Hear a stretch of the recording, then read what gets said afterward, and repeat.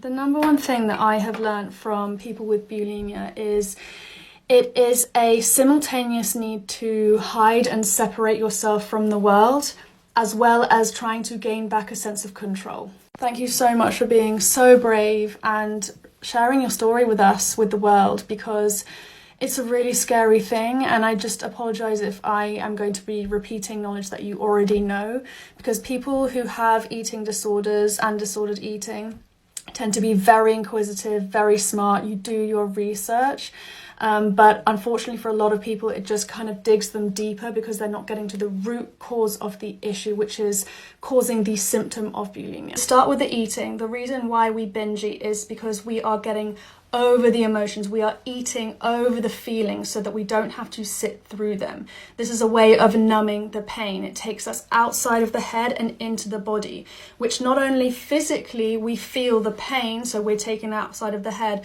but metaphorically it numbs the emotional pain that we're feeling. Our disordered eating is not the first thing that happens. That is a symptom of the thing that happens before that, which is essentially we do not feel good enough in the world. We feel like we lack control. We want something that isn't available to us, or we just feel completely different to other people around us. And what comes from that is not only a physiological, biological emptiness within us because we're restricting our food, but also the metaphorical, emotional one because we don't feel good enough. So we are trying to solve an internal issue, both physiologically and emotionally, with an external solution. And we're really stuck between a rock and a hard place because bulimia actually offers us a sense of soothing. We self-soothe through bulimia, through binging and then purging.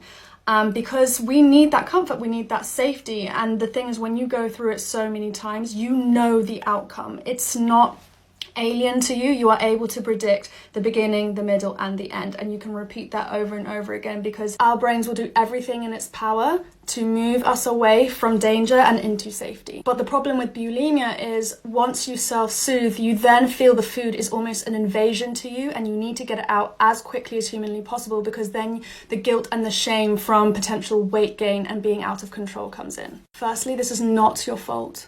But you have to be very honest with yourself now why you feel the need to punish yourself and get to the root cause of the issue.